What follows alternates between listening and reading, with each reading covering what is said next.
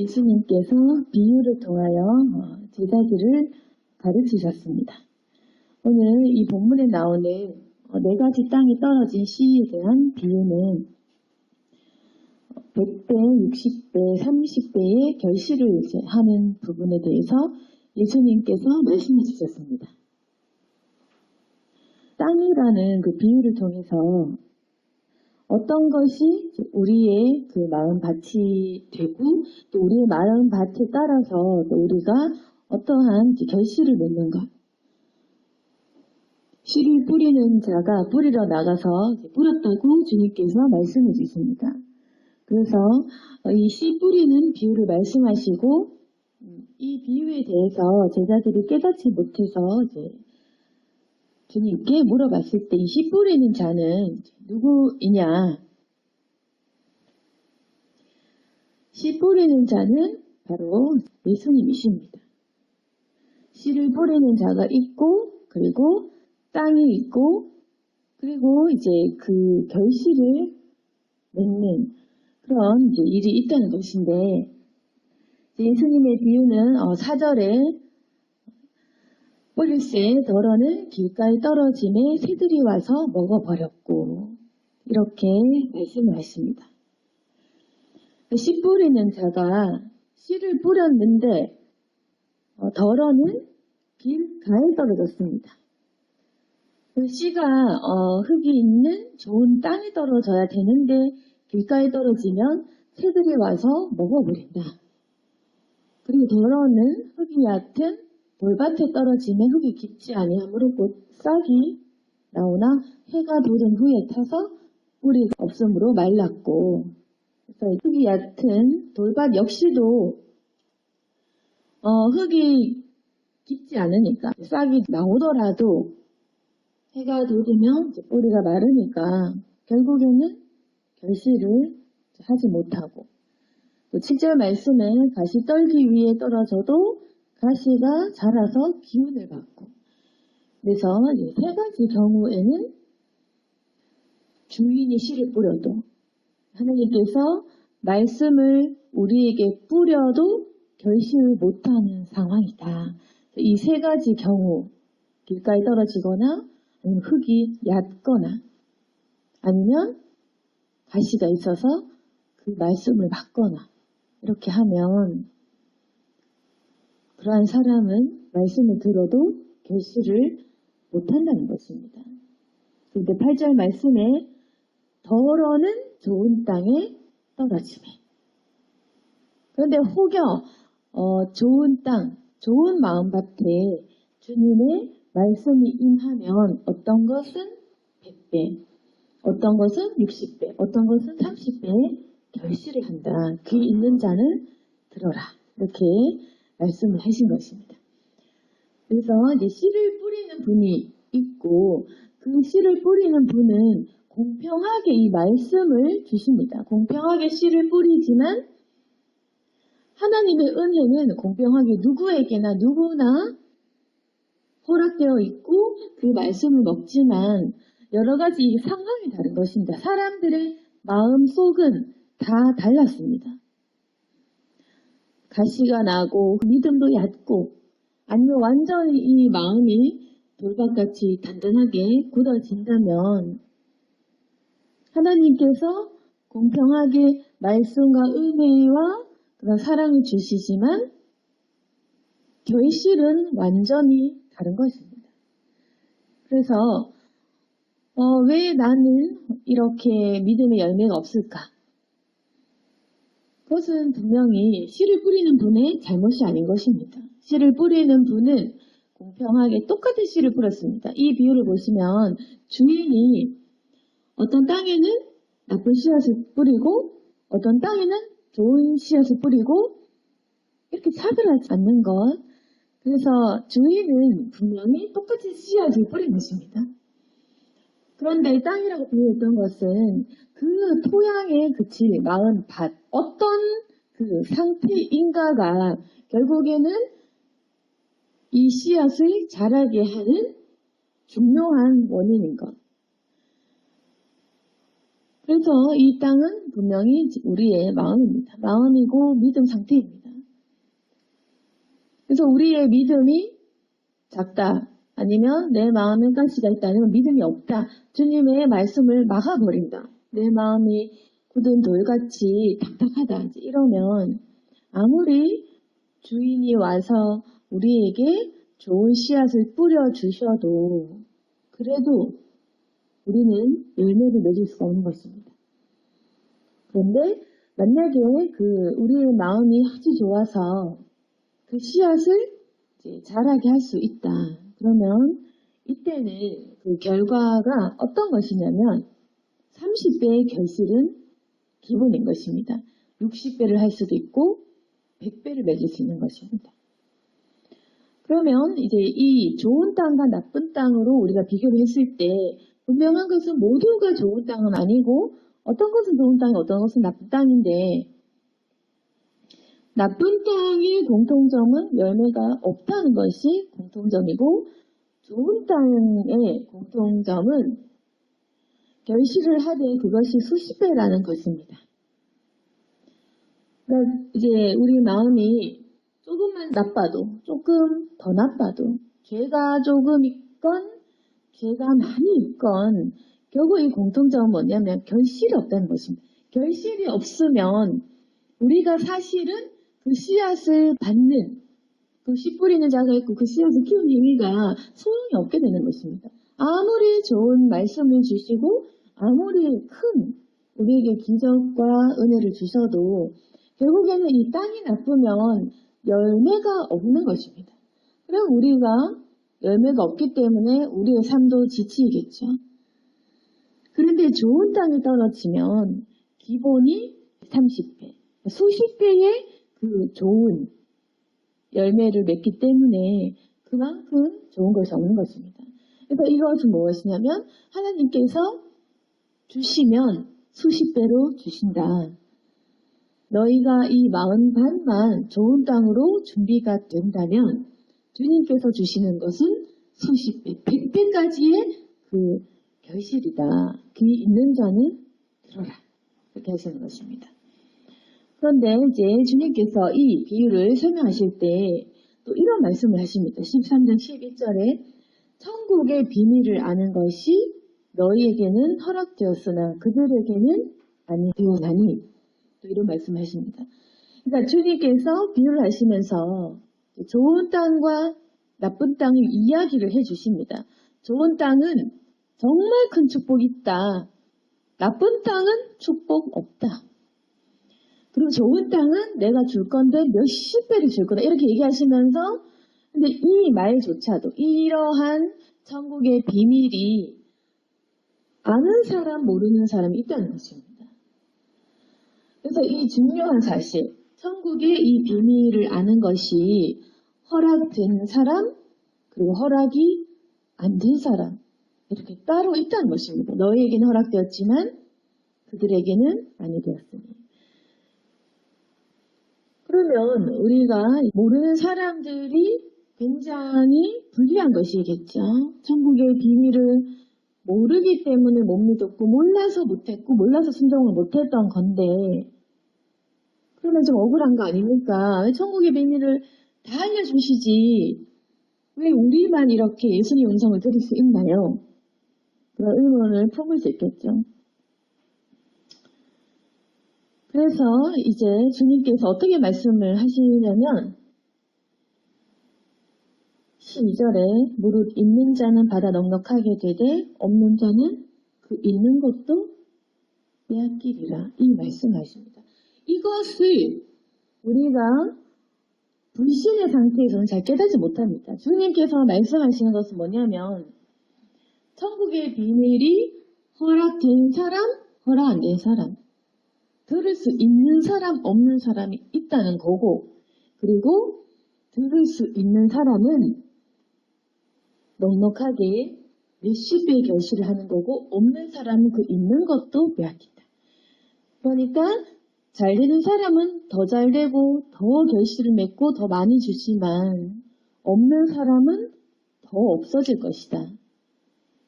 그럼 이 이게 우리가 봤을 때는 불공평합니까? 그게 아니라 이건 철저히 하나님 위주와 하나님의 없는 그것을 구별하는 철저한 그 진리의 본질을 말하는 겁니다. 그건 뭐냐면 예수님을 믿으면 산다. 그리고 믿지 않으면 죽는다. 이 말씀입니다. 이걸 깨닫지 못하면 어떤 사람은 비밀을 또 알고 어떤 사람은 또 모르고 또 모르는 사람은 모르니까 축복이 있는지 모르니까 빼앗기죠.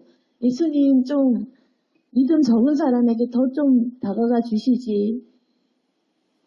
우리는 이렇게 생각하겠죠. 하나님께서 공평하게 불신자에게는 찾아가셔서 없는 믿음을 좀 주시면 좋겠고, 또 마음에 유혹과 시험 근심이 있고 좀 여러 가지 죄를 많이 짓고 이런 사람은 더 돌보아 주셨으면 좋겠고, 우리의 생각은 어떠냐면 믿음이 좋은 사람과 믿음이 나쁜 사람이 이렇게 맞추어지기를 원합니다.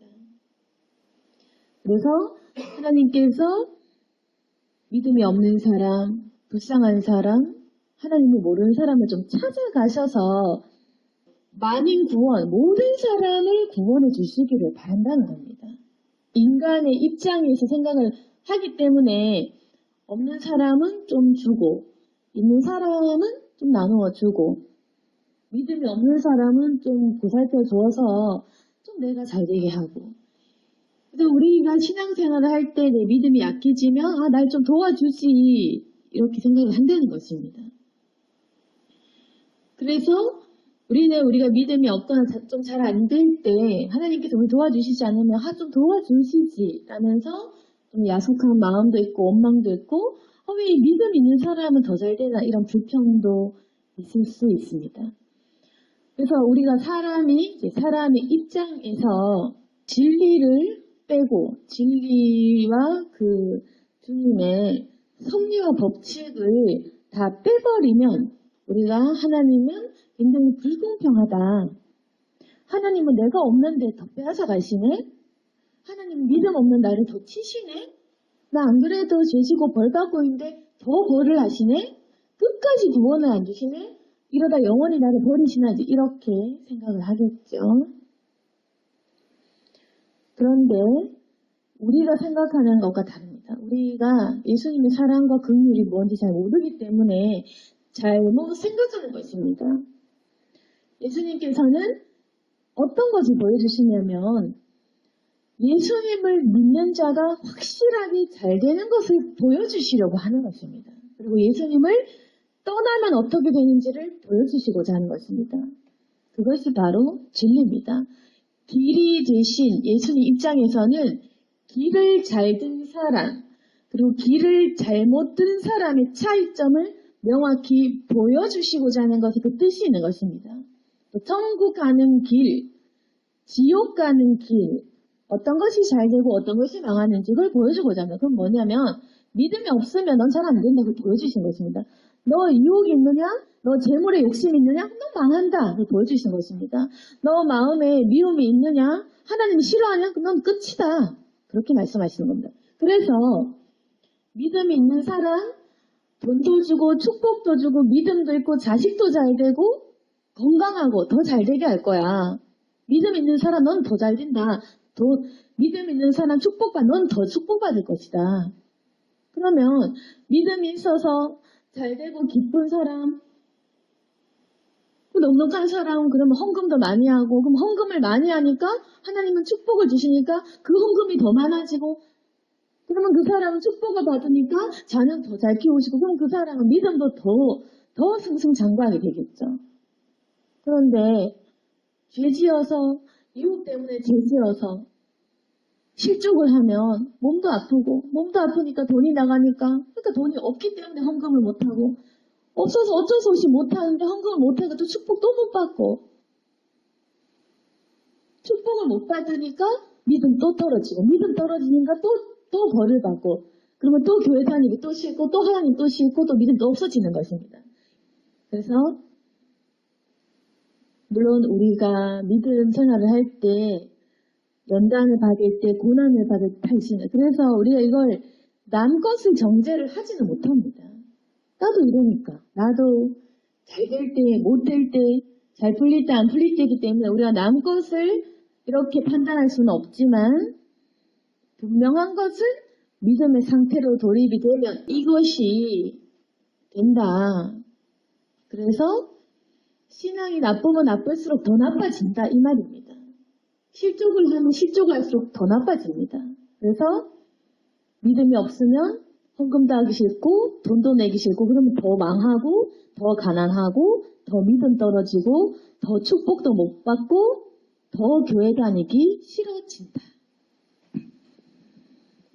근데 믿음이 있어서 신앙생활 잘하고 하나님께 드리고 싶고 복음도 전하고 싶고 교회 일도 하고 싶고 더 바치고 싶고 이런 사람은 하나님이 줄 수 있게 한다는 겁니다. 돈도 주고 건강도 주고 체력도 주고 믿음도 주고 가정도 일으켜주고 결혼도 잘하고 뭐 이렇게 되는 것입니다. 그래서 축복의 길이냐 망하는 길이냐 이것은 내가 예수님 길로 가느냐 예수님 길로 안 가느냐 그 길이라는 것입니다.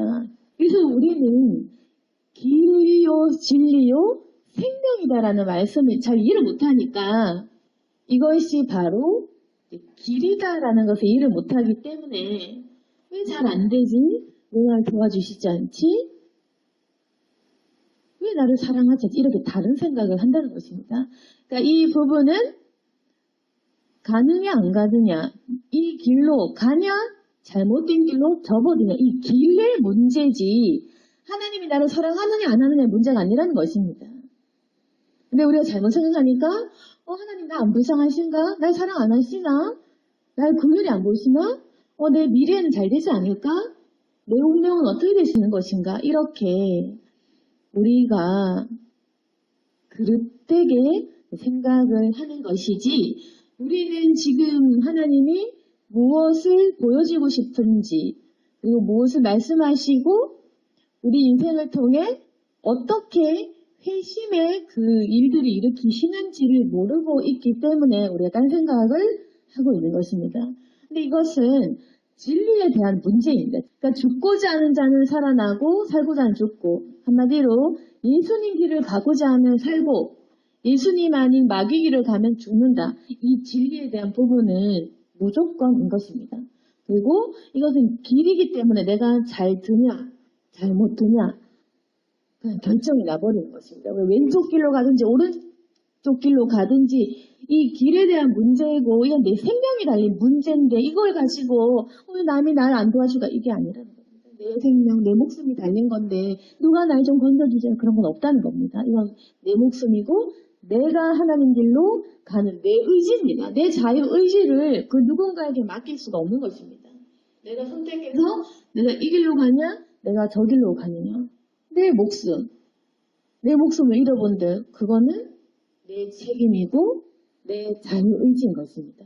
내가 선악과를 따먹느냐 안 따먹느냐 아담이 꼬셨던 안 꼬셨던 하와가 꼬셨던 안 꼬셨던 하여튼 누구의 탓도 아닌 그래서 아담이 하와가 먹으라고 했습니다. 그 의미 없는 것입니다. 하와는 뱀이 먹으라고 해서 그 의미가 없는 것입니다. 우리가 저 사람이 따먹겠어요? 저 사람이 이걸 줬어요. 뱀이 날 유혹해서요. 그거 어쩔 수 없는 것입니다. 그러나 아무런 의미가 없고 내 선택에 대한 내 책임. 내가 에덴 동산에서 쫓겨난 것, 그 원죄, 내 죄악은 내가 저지른 나의 것입니다. 하나님이 그렇게 죄지어라 하신 것도 아니고 주님께서는 절대로 저 선악과를 따먹지 말라고 하나만 부탁을 하신 것이고 바로 우리가 적극적으로 죄를 짓고 있는 것입니다. 그래서 우리가 벌써 이미 내가 왼쪽 가냐 오른쪽 가냐 이 길을 정했는데 내가 이 벌써 잘못된 길로 접어놓고 하나님 나 안 도와주시나? 하나님 나를 안 건져주시나? 내 인생은 축복 있겠냐? 이거는 아무 쓸모없는 생각입니다. 쓸모있는 생각은 뭐냐면 내가 길을 잘못 들었구나. 이걸 깨닫는 것이 중요한 것입니다. 우리가 길을 잘못 든 상태에서 도와주세요. 노력을 해볼게요. 도와주세요. 하나님 날 좀 봐주세요. 나 불쌍하지 않나요? 이 생각은 아무 쓸데없는 생각. 그건 우리가 아무리 울고 불며 기도해도 응답이 없습니다.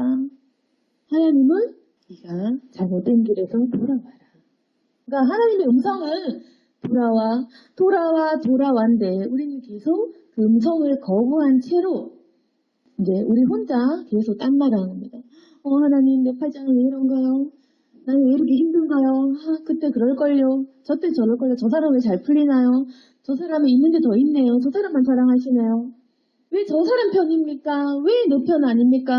저 사람은 별로 잘나지도 못했는데 저 사람은 왜 잘 되나요? 우리는 계속 돌아와 깨닫고 돌아와 이 음성을 못 듣고 계속 이제 딴 생각, 그러니까 마귀 생각을 하고 있는 것입니다. 하나님은 저 사람을 용서하고 잘 되게 하면서 나는 안 봐주네. 이러면서 우리가 마귀가 주는 그 생각 속에서 헤어나오지 못하고 있는 것입니다. 근데 주님께서는 네가 그 길에서 빨리 나와라. 너 빨리 내 길로 와라. 돌아와라 하시고 우리가 다시금 주님의 길로 접어들어라고 말씀하십니다. 그것이 바로 우리에게 주신 자유의지입니다.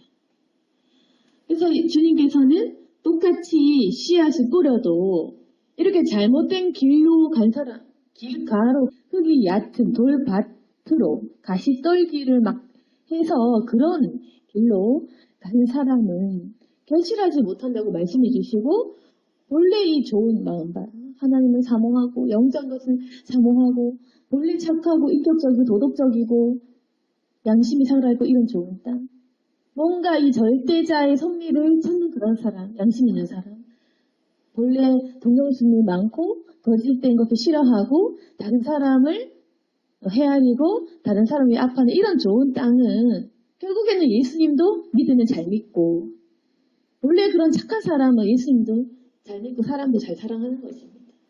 그 좋은 땅과 나쁜 땅은 바로 우리 마음밭입니다. 그런데 우리가 중요한 것은 16절 너희 눈은 봄으로 너희 귀는 들음으로 복이 있도다. 그래서 지금 여기는 우리 모두가 복이 있는 이유는 우리 일단은 듣는 복이 허락되어 있으니까 그렇겠죠. 천국의 비밀을 아는 것이 우리에게는 허락이 된 것입니다. 그래서 지금 우리가 이 말씀을 듣고 있습니다.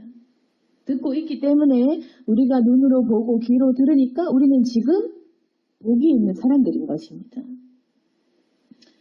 주님께서 이사야 예언을 말씀을 하시면서 하나님께서 얼마나 그 죄에 대해 이 진리에 대해 단호하시냐면 14절 15절에 보시면 너희가 듣기는 들어도 깨닫지 못하고 보기는 보아도 알지 못할 것이다.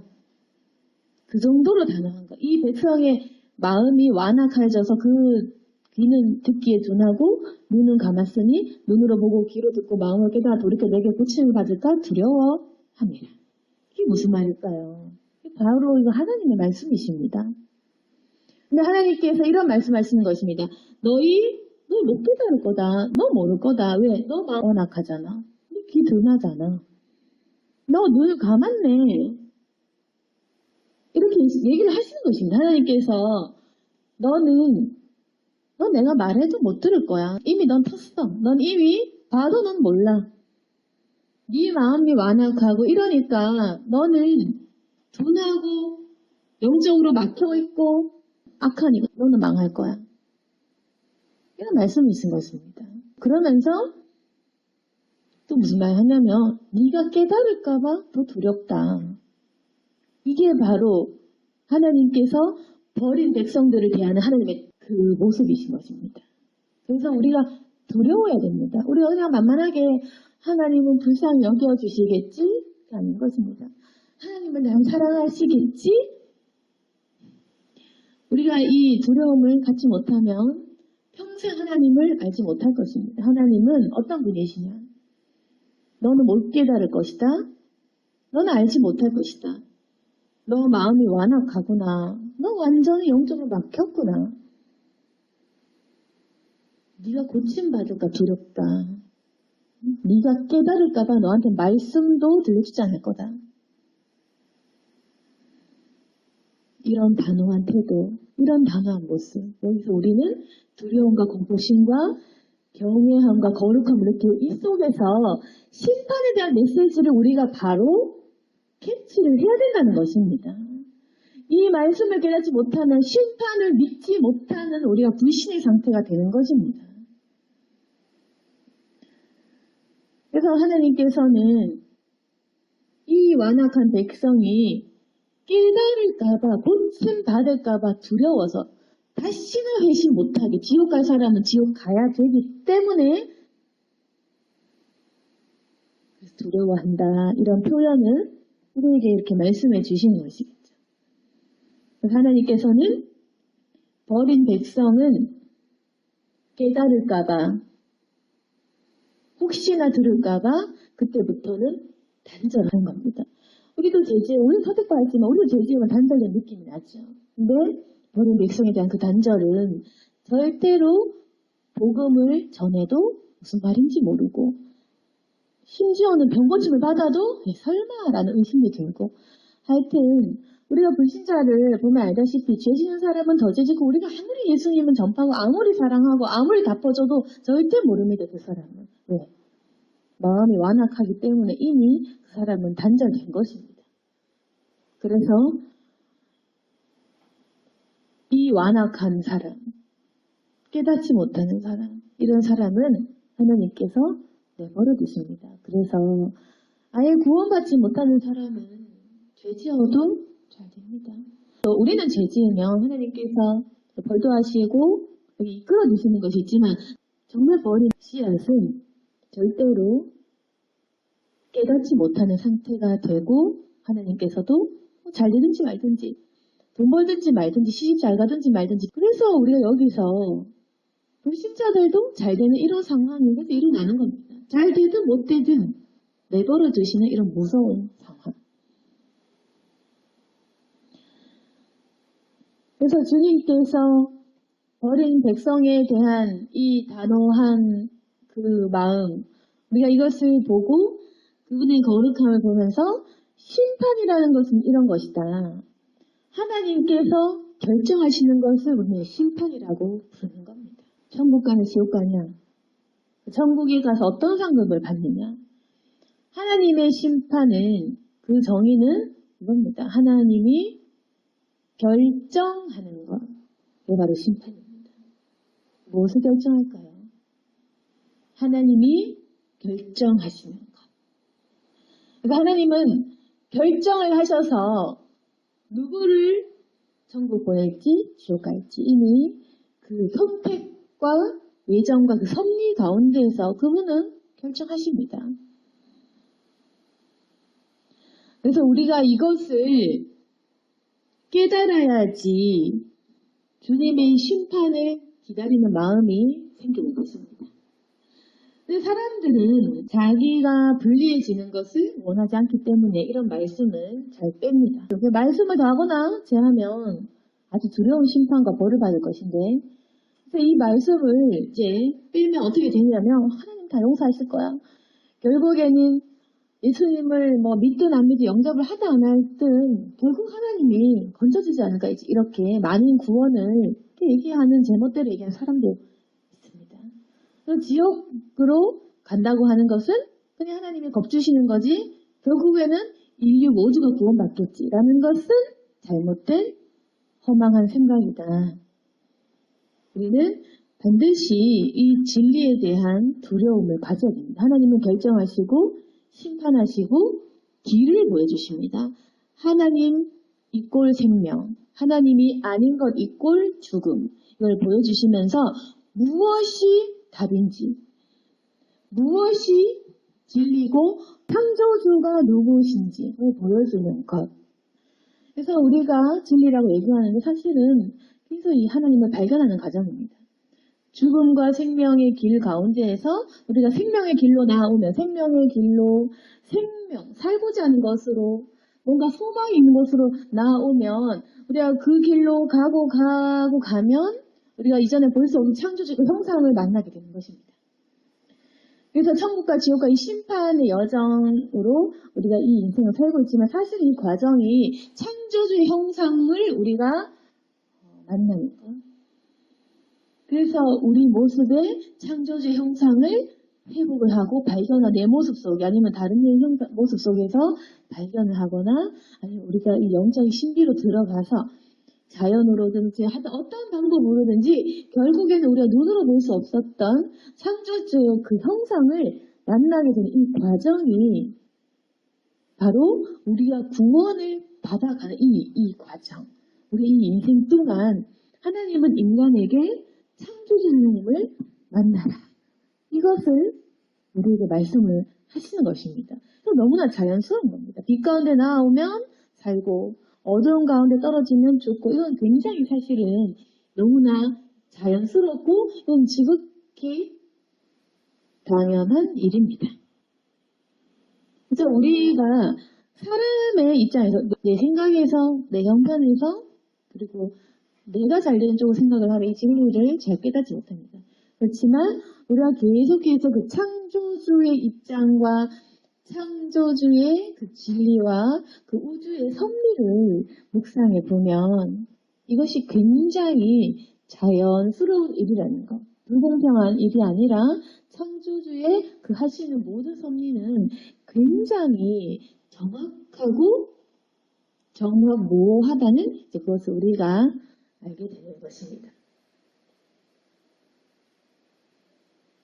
그래서 이제 우리가 조금 더 구체적으로 우리의 마음밭을 어떻게 고쳐야 되냐 했을 때 오늘 그 말씀 13장 19절을 보시면 씨 뿌리는 교정 해석이 나오는데 천국 말씀을 듣고 깨닫지 못할 때는 악한 자가 와서 그 마음에 뿌려진 것을 빼앗나니 이는 곧 길가에 뿌려진 자요 돌밭에 뿌려졌다는 것은 말씀을 듣고 즉시 기쁨으로 받되 뿌리가 없어 견디다가 말씀으로 말면 환난과 박해가 일할 때 곧 넘어지는 자. 가시떨게 뿌려졌다는 자는 세상 영의 재물 유혹 거기에 말씀을 맡겨 결실하지 못하는 자다. 이 말이다. 그래서 우리가 좋은 땅으로 우리의 마음밭을 바꾸어서 결실하고자 한다면 바로 이것입니다. 19절 말씀처럼 악한 자가 그 마음에 뿌려진 것을 빼앗는 것을 우리가 막아야 됩니다. 악한 자를 막자. 마귀를 대적하자. 그래서 우리 마음에 뿌려진 이 말씀을 기억하는 거. 이게 중요합니다. 그러니까 마귀는 우리 말씀에 뿌려진 말씀을 빼앗습니다. 잊어버리게 하고 바쁘게 하고 생각나지 못하게 합니다. 그래서 우리는 그것을 막아야 됩니다. 마귀를 대적하고 우리가 잊어버리지 않도록 기억하는 일. 적어놓고 묵상하고 매일 말씀 보고 성경 보고 적어놓은 것을 계속 외우고 이러한 노력이 필요합니다. 그래서 마귀가 빼앗아가지 못하도록 계속 기억하는 일이 중요하고 또 하나는 이제 말씀을 듣고 즉시 기쁨을 받고 아멘은 하는데 환난이나 박해가 있을 때 뭔가 내 삶에 어렵고 고난이 있을 때 곧 넘어지는 사람. 이 사람은 우리가 지금 이런 마음밭이 있다면 넘어지는 것에서 이제 일어나야 됩니다. 환난이나 박해나 고난이 있을 때 믿음 생활 한다고 이제 그런 핍박을 받을 때 그때 우리가 그것을 견디고 일어나야 한다. 그리고 또 한 가지 가시떨기 부러졌다는 이제 이 마음밭. 듣기는 듣는데 내 마음에 계속 세상 염려, 직장 염려, 그리고 내 어떤 건강 염려, 하여튼 내 생활에 대한 모든 염려, 재물의 유혹 이런 것 때문에 말씀에 막혀서 결실하지 못하는 우리가 이런 상황이 있다면 근심 걱정, 재물에 대한 근심 걱정, 유혹 이런 것들을 내려놓아야지 우리가 좋은 땅으로 우리의 마음이 바뀔 수가 있습니다.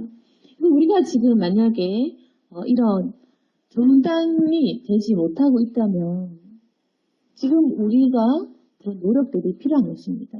마귀를 대적하고 환난과 박해에 있다면 우리가 그 고난에 승리해야 되고 그 내 안에 재물과 세상 염려가 있다면 그러한 근심을 떨쳐버리고 우리의 마음밭을 온전히 강하게 이렇게 해야 됩니다. 그러면 이 좋은 땅은 어떤 상태냐? 계속 이제 마귀가 이 말씀을 빼앗아가지 못합니다. 믿고 확신하고 기억하고 되뇌이고 말씀을 보고 계속 깨닫습니다. 그리고 환난과 박해가 일어나면 오히려 기뻐하며 그 환난과 박해를 잘 견딥니다. 하나님에 대한 소망을 계속 가집니다.